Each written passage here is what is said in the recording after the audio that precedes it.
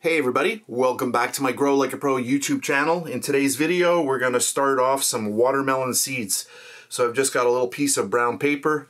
I've just soaked it with a little bit of tap water. And we are ready to go. I've got the little baggie ready to go here. And we'll start off some seeds. I'm going to go with 6 seeds today, I think.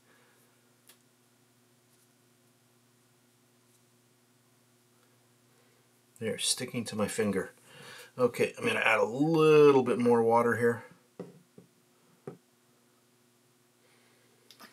By the way, yesterday I did a video on basil seeds, and I did some Googling, and I found out that that little bit of what I thought was mold on the seeds, for basil seeds, it is 100% natural to have that happening.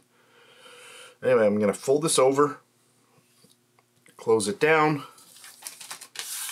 and then into our bag. So a very, very fast video. Today is April the 10th. Get that right in there.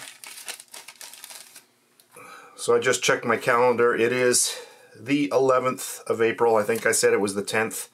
So we close that down and lock that in, and I'm going to call this day 1 because germination is starting today.